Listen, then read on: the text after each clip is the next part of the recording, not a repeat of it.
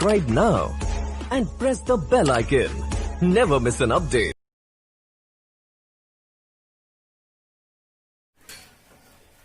Hello students, कैसे हैं आप? मैं मार्कंडे मिश्रा।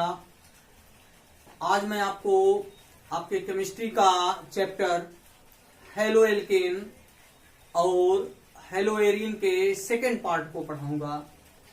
पहले पार्ट में आपने हेलो एल्केन को इंट्रोडक्टरी फॉर्म में पढ़ा था, इसका परिचय पढ़ लिया था। आज मैं आपको हेलो एल्केन का वर्गीकरण पढ़ाऊंगा। अगर यह वीडियो आपको पसंद आता है तो आप इस वीडियो को लाइक करिए, सब्सक्राइब करिए, शेयर करिए और अपने कमेंट्स भी मुझे भेजिए ताकि मेरा मार्गदर्शन हो, मुझे प्रोत्साहन मिले और कुछ मैं नया और अच्छा कर सकूं। तो लेट्स स्टार्ट द चैप्टर।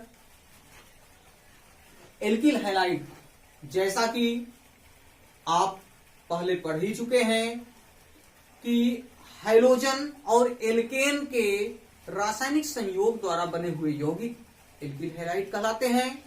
इनका वर्गीकरण 4 आधारों पर किया गया है।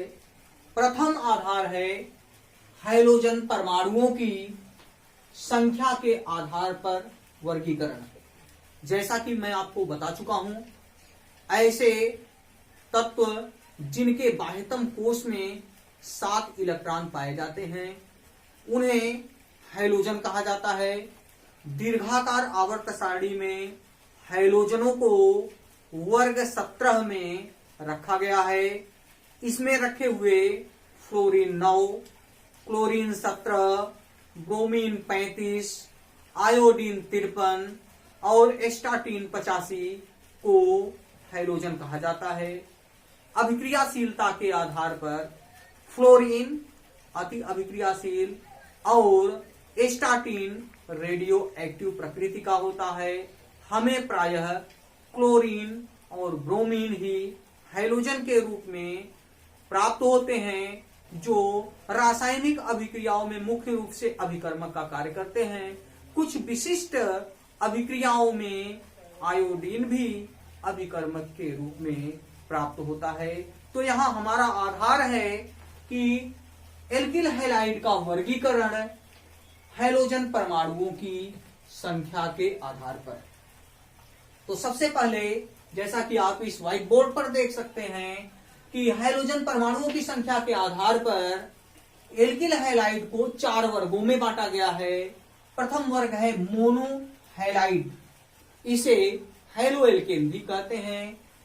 इसका सामान्य रिप्रेजेंटेशन Rx होता है, जिसमें R एल्किल समूह को और X हाइड्रोजन को प्रदर्शित करता है। इसकी परिभाषा आप बना सकते हैं। मैंने शॉर्ट फॉर्म में यहां पर बोर्ड पर लिखा हुआ है कि एक हाइड्रोजन परमाणु का विस्थापन एक यक्ष परमाणु द्वारा, तो आप परिभाषा के रूप में लिख सकते हैं ऐसे यौगिक जिनमें एक हाइड्रोजन परमाणु का विस्थापन एक हाइड्रोजन परमाणु द्वारा होता है, उन्हें मोनोहैलाइड कहते हैं।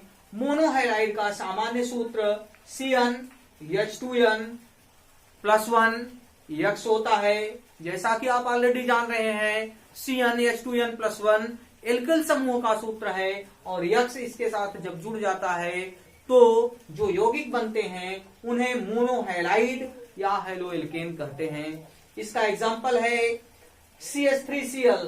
जैसा कि आप जानते हैं, मेथेन जो कि CH4 होता है, उसमें उपस्थित एक हाइड्रोजन का विस्थापन यदि क्लोरीन द्वारा हो जाता है तो बनने वाला यौगिक मेथिल क्लोराइड होता है, जो एक मोनोहैलाइड है। इसी प्रकार से इसी सजातीय श्रेणी में एथिल ब्रोमाइड का भी निर्माण होता है। जब एथेन में उपस्थित एक हाइड्रोजन का विस्थापन एक ब्रोमीन परमाणु द्वारा हो जाता है तो इस प्रकार जो यौगिक बनता है उसे एथिल ब्रोमाइड कहते हैं। इसका दूसरा वर्गीकरण है डाई हैलाइड। इसकी परिभाषा आप आसानी से देख सकते हैं, 2 H परमाणुओं का 2 X परमाणुओं द्वारा विस्थापन, जैसा कि बोर्ड पर स्पष्ट है। ऐसे यौगिक जिनका निर्माण 2 हाइड्रोजन परमाणुओं के विस्थापन के द्वारा होता है और यह विस्थापन 2 हैलोजन परमाणुओं द्वारा होता है, उसे डाइहैलाइड कहते हैं। दूसरे शब्दों में आप कह सकते हैं, ऐसे यौगिक जिनमें 2 हाइड्रोजन परमाणुओं का विस्थापन 2 हैलोजन परमाणुओं द्वारा होता है, उन्हें डाइहैलाइड कहते हैं। इनका सामान्य सूत्र CnH2nX2 होता है और इनकी 2 कैटेगरी हमको मिलती है आगे जाकर के, एक जेमिनल डाइहैलाइड, दूसरे विसिनल डाइहैलाइड।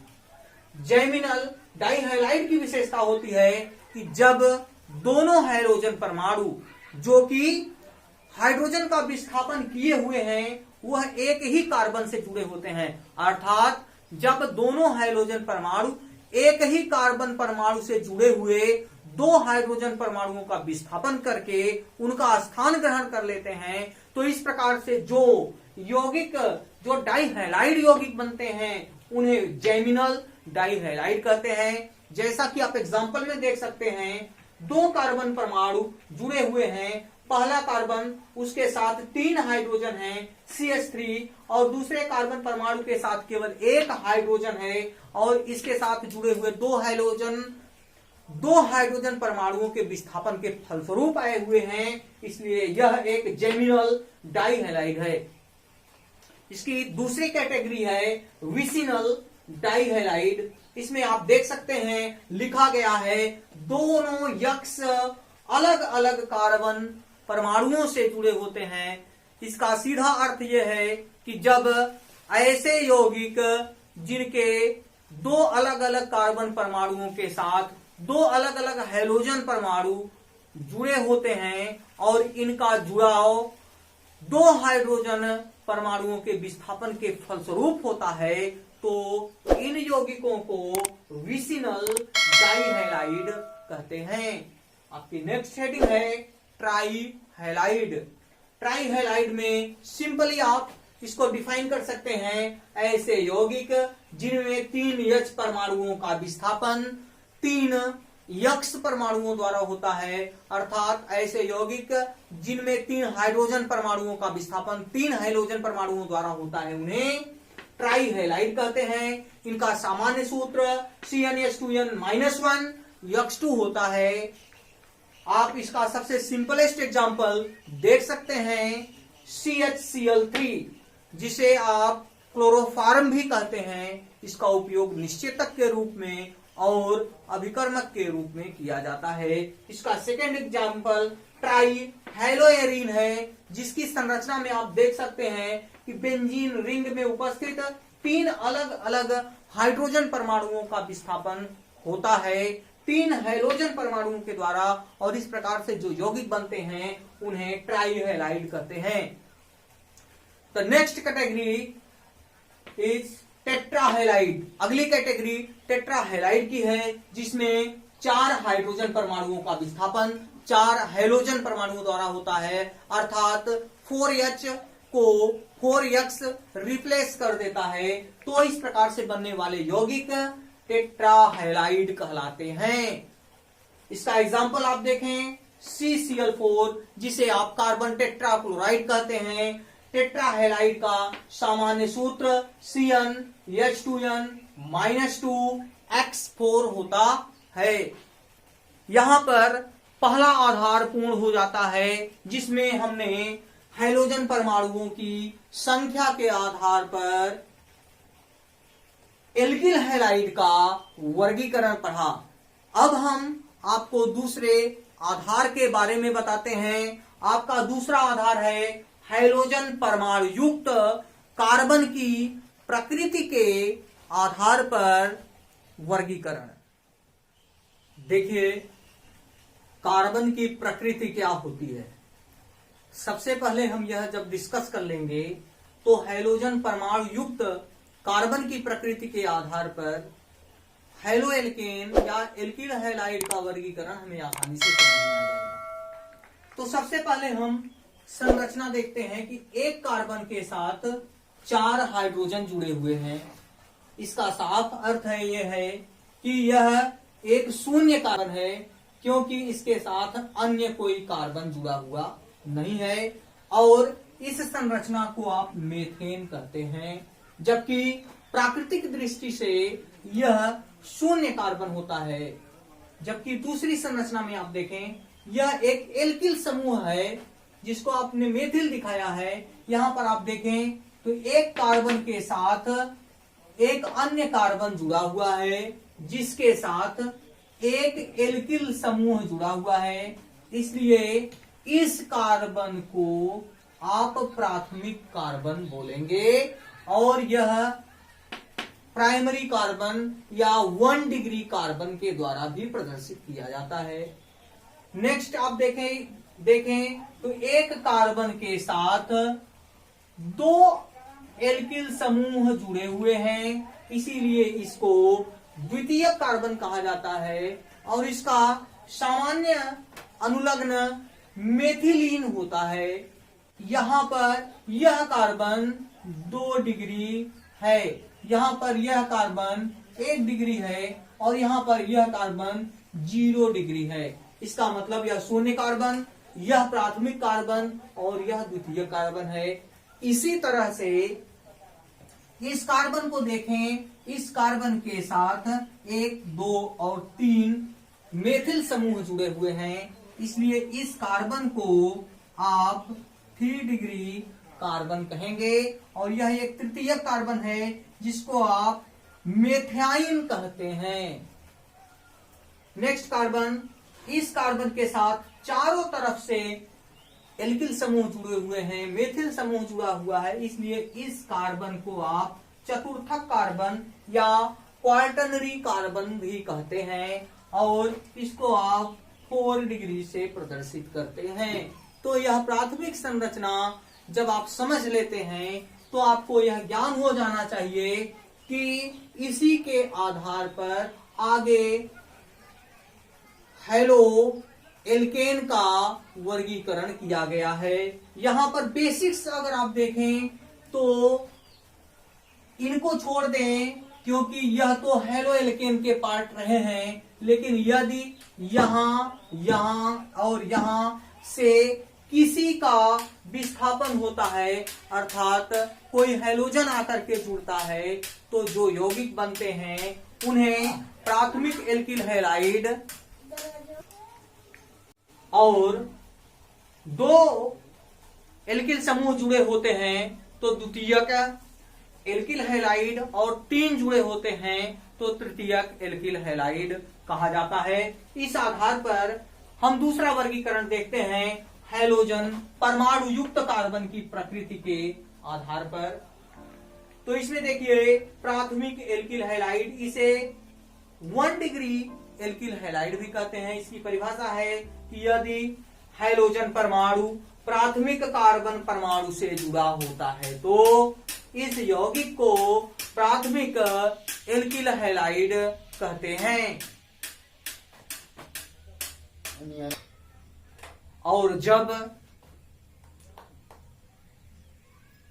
हैलोजन परमाणु किसी द्वितीयक कार्बन के साथ जुड़ा होता है तो इसे द्वितीयक एल्किल हैलाइड कहते हैं। और जब यह हैलोजन परमाणु किसी तृतीयक कार्बन के साथ जुड़ा होता है तो इसे तृतीयक कार्बन परमाणु कहते हैं। यहां पर आप चाहें तो एग्जाम्पल के थ्रू इसे देख सकते हैं।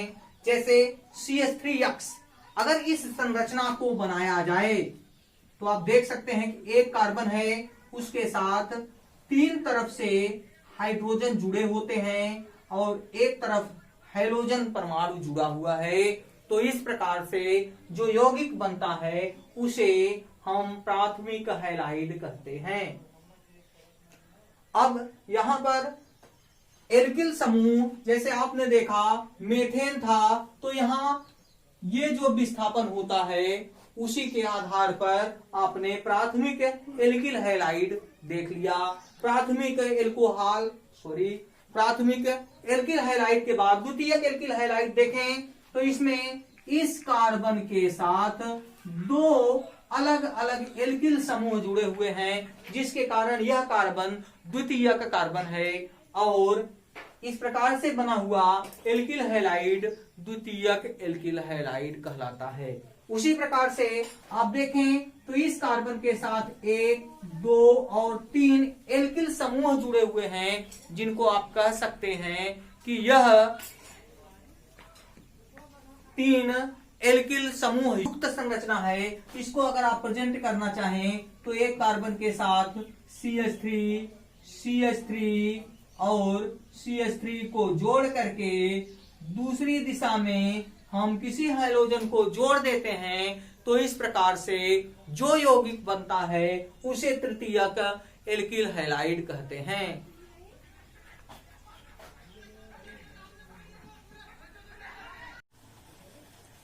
अगला आधार जिस पर हम एल्किल हैलाइड का वर्गीकरण करते हैं वह है कार्बन हाइड्रोजन बंध बनाने वाले कार्बन के संकरण के आधार पर वर्गीकरण। जैसा कि आप जानते हैं हाइड्रोजन परमाणु किसी कार्बन परमाणु के साथ जुड़ता है और उस कार्बन परमाणु की प्रकृति कैसे होती है इस आधार पर भी वर्गीकरण किया गया है। यहां महत्वपूर्ण चीज यह है कि जो कार्बन परमाणु हाइड्रोजन परमाणु के साथ जुड़ता है उसका संकरण क्या है। जैसा कि आप सभी जानते हैं सामान्यतः हाइड्रोकार्बन में 3 प्रकार का संकरण देखने को मिलता है।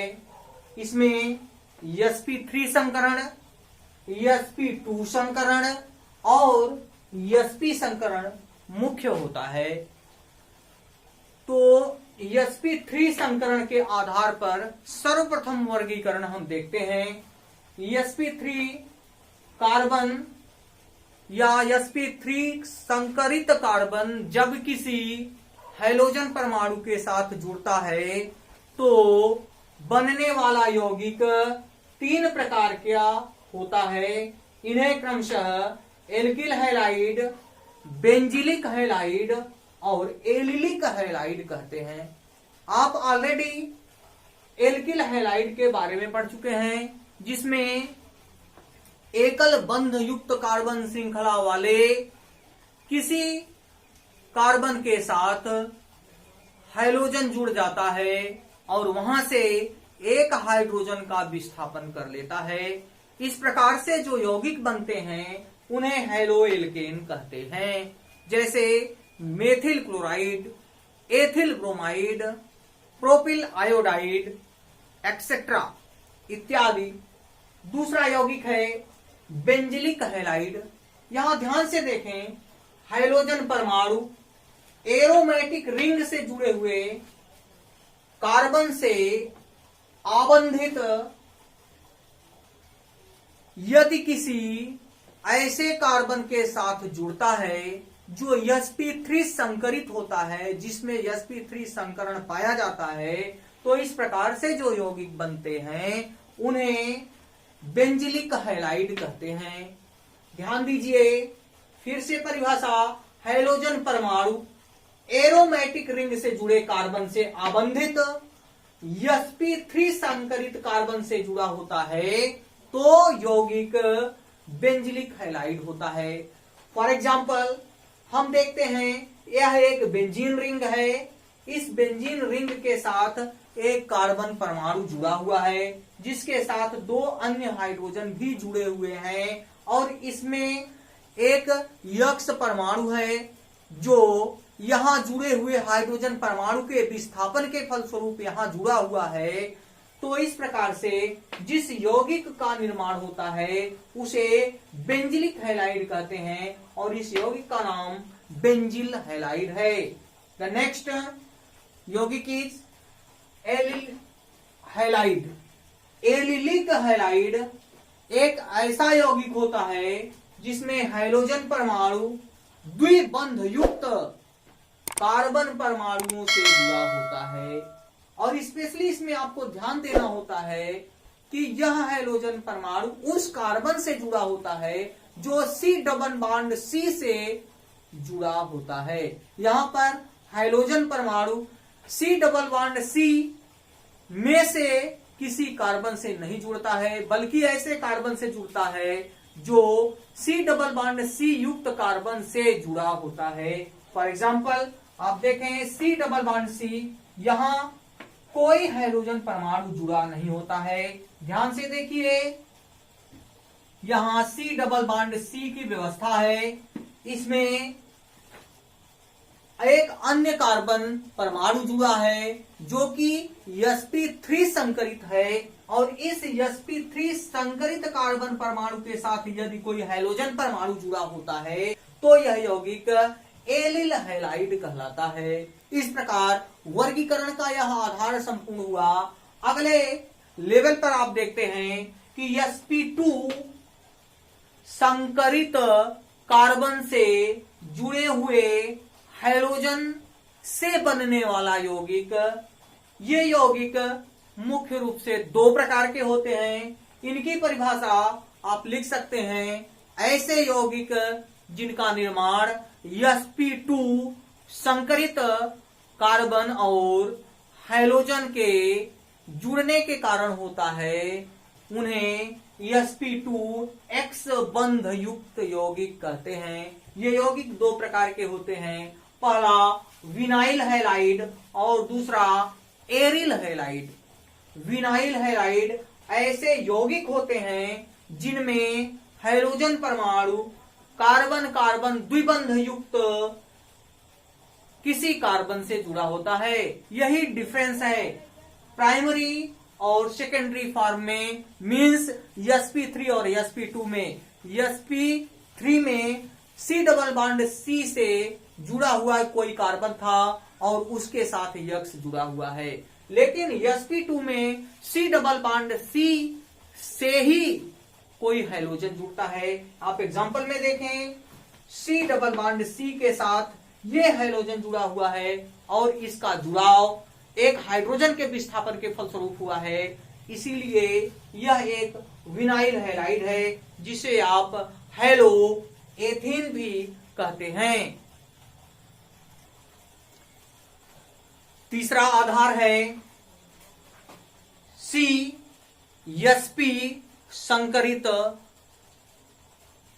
कार्बन के साथ जुड़े हुए हाइड्रोजन के साथ बनने वाला यौगिक, अर्थात ऐसे यौगिक जिनमें हाइड्रोजन परमाणु ऐसे कार्बन परमाणु के साथ जुड़ता है जो sp संकरित होता है, उसे CsPX संकरित यौगिक कहते हैं। इसका सामान्य सूत्र अगर आप देखें तो इसमें C ट्रिपल बॉन्ड C के साथ कोई हाइड्रोजन जुड़ा होता है तो उसे sp संकरित हाइड्रोजन कहते हैं।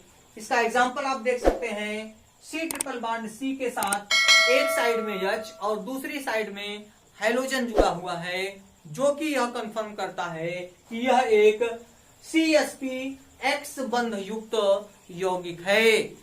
यहां पर यह ध्यान देने की बात है कि हाइड्रोजन परमाणु पहले या दूसरे किसी भी कार्बन के साथ जुड़ सकता है।